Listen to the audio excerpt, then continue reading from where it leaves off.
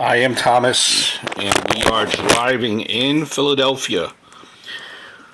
We are going to visit the neighborhood, rather, of Gary Michael Heidnik. Now, Gary Michael Heidnik was every bit as twisted as the infamous movie character he inspired. You see a picture of him there. He inspired Buffalo Bill from Silence of the Lambs. He used his victims as sex slaves, forced them to torture each other, and even ground one of their bodies up and forced the other woman to eat her flesh. Sick individual. Gary Heidnik, he was born in Ohio in 1943, and he eventually learned how to control people after having a rough start to his life. He suffered through a brutal childhood, allegedly, during which he claimed his father had abused him and mercilessly mocked him when he was a young boy for his bedwetting. His troubles continued through high school, where he remained isolated from his peers, and he socially was stunted before joining the Army after graduation. Following his discharge due to mental health issues, which was namely schizoid personality disorder, after just 13 months, Gary worked briefly as a nurse before finding a way to control people via religion. Gary started the United Church of the Ministers of God in 1971 in Philadelphia with just 5 followers and a $1,500 investment. But things grew wildly from there. He eventually raised more than $500,000 for his cult. Furthermore, he learned how to manipulate people and put that skill to use on the woman he started keeping locked up in his basement.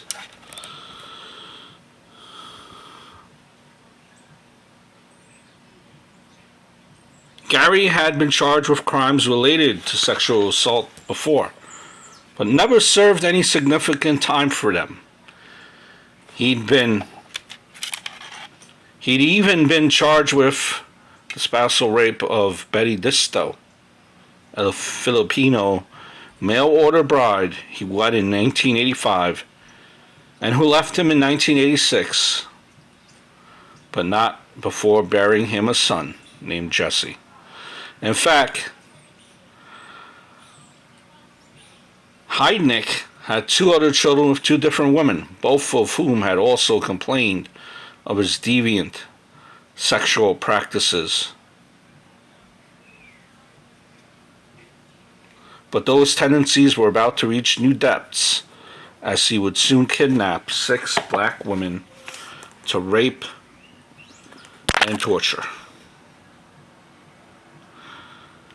Gary had captured the first woman conventionally, his first victim, Josephine Rivera, in 1986. And it's hard to imagine, but he actually turned her, by many accounts, into an accomplice of sorts. The way he initially captured her, though, was as brutal as the capture of any of his other victims. Like all of the women that the real-life Buffalo Bill killer targeted, Rivera was a sex worker lured into his home by the promise of money. While Rivera was getting her clothes back on after the ad. And of course, Gary came up from behind and he had choked her. Then he dragged her down to his basement, shackled her limbs together with chains, and sealed the bolts in with superglue. Her life flashed before her eyes. Quote, she said in a newspaper interview, All I could remember was like a fume projector of things that were going on in my life. Gary would beat her with a stick until she stopped screaming for help. Then he threw her into a pit, boarded it up, and sealed her in. The only light that seeped in came through thin cracks in a wood covering overhead. Now he would kidnap 5 more women in just 3 months, all in the same way that Rivera's abducted. All of the women were black, because as Gary's lawyer would later reveal, quote, he was trying to enslave 10 girls to have a baby with all of them, and he was going to create a perfect race. Much like Rivera, the other victims were choked, chained up, thrown into the pit, and boarded up inside. And they were only pulled out to be raped or tortured.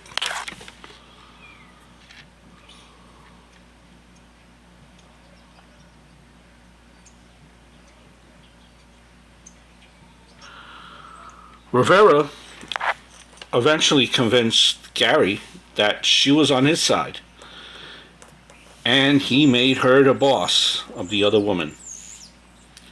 It was his way of pitting the women against each other. Now, if Rivera did what he said, he'd bring her hot chocolate and hot dogs and let her sleep outside of the hole. But he made one thing clear. If she disobeyed him, she could lose all her privileges. Going against him was dangerous. When one of the women displeased him, Gary would put them on punishment. They would be starved, beaten, and tortured. Sometimes he would wrap duct tape around their mouths and slowly jam a screwdriver into their ears, just to watch them squirm. Now, if Rivera was going to keep her privileges, she understood she had to aid in the torture of the other woman. Once, he had her fill the pit full of water, attached a strip extension cord to the other woman's chains, and electrocute them while he watched. The shock was so painful that one of the women was electrocuted to death. Quote, Gary said, barely reacted, "Yeah, she's dead," after checking her body. He would then say, "Now I could get back to having a peaceful basement."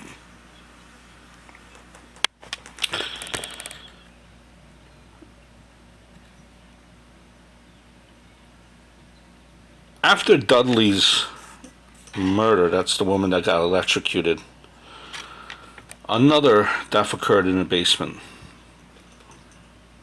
She was a mentally disabled woman who Gary had lured in shortly after he abducted Riviera, which was the first lady. She could not handle the abuse as long as the others did. This is the mentally disabled lady. So Gary put her on punishment and starved her for days. When he tried to give her food again, she didn't move. He released her chains and she would collapse. The women were only allowed a few moments to panic. When they started screaming at the sight of their friend, who they now realized was dead, Gary told them to cut their bullcrap or they would die next. What a monster. He then dragged the disabled lady's body upstairs and cut it into pieces. He cooked her ribs in the oven, boiled her head on the stove, and put her arms and legs in the freezer. Then he ground her flesh up, mixed it with dog food, and brought it down to the other woman. 3 of the women were still on punishment. A few days before, he'd let them watch TV. And one had angered him by saying that she was so hungry that the dog food in an ad looked good enough to eat. She'd get dog food. Gary told her, and she and the other 2 women would eat it with the disabled woman's body parts mixed in it.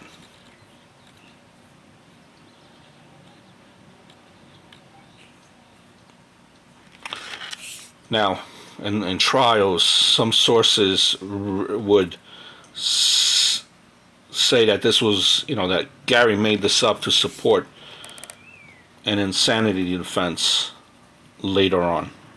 Allegedly, supposedly. Who knows? But it's something that would plague them for the rest of their lives. And they didn't have much of a choice. They either had to cannibalize their dead friend, or they would die. As one of the women would later say,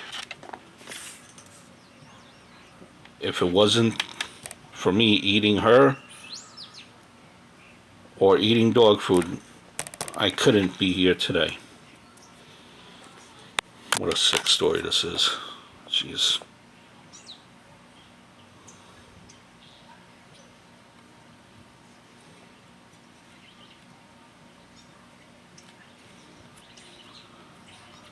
Now, ultimately, accomplice or not, Josephine Rivera saved the surviving victims. She escaped from Gary's clutches. Towards the end, Gary was using her as a bait to kind of catch more women. He let her enter the outside world to help him pick out other potential victims and lure them into his home. Always, though, keeping her close by his side. She used the goodwill she earned to get these temporary trips out of the basement. And then, on March 24th of 1987, after helping Gary abduct a 7th victim, Riviera managed to convince him to let her go for just a few minutes so she could briefly visit her family members. He would wait at the gas station, they agreed, and she'd come right back. Riviera walked around the corner and out of his sight. Then she rushed over to the nearest phone and called 911. This is, we're approaching the street where Gary's house, the House of Horrors, was located. As you could see, it's no longer there. You will see that it's knocked down. She rushed over to the phone, called 911. Officers promptly arrested Gary right there at that gas station, and they raided his House of Horrors. After 4 months of imprisonment, the women were finally free. And they were furious with Riviera. Even though she had freed them, they were still angry about the role she played in their torture, especially their disabled friend's death. Some even wanted Riviera to be charged as an accomplice. But in the end, Riviera was recognized as a victim, as Gary was forced to face her in court. Despite his attempts to get off on an insanity defense, Gary was convicted in July of 1988 and sentenced to death. He had tried to kill himself in prison, and his family had tried to get him off death row. But to no avail.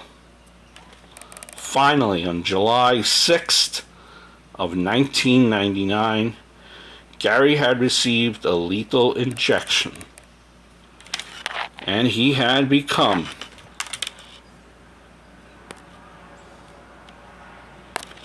the last person to be executed. There you see the house, how it looked.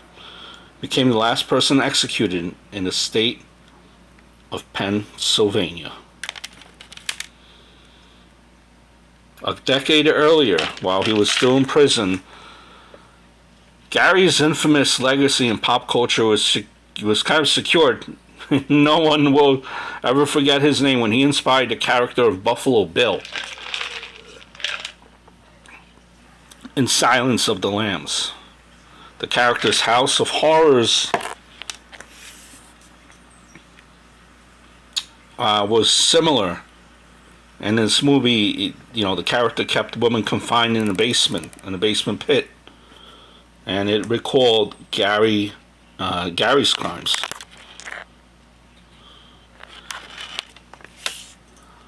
And as for Gary, Heidnik's cult, it's hard to say how much they knew. Even after he was arrested, they kept coming to church, while every news channel was blaring stories about his den of victims and the way he abused them. His followers kept coming out to his house for Sunday services.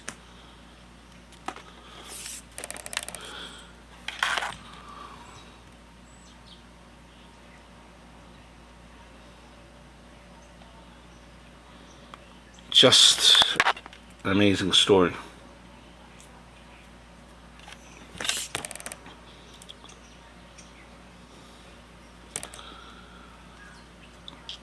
And like Rivera, I think Gary's followers of his church or his cult, whatever you want to call it, they were victims of his manipulation.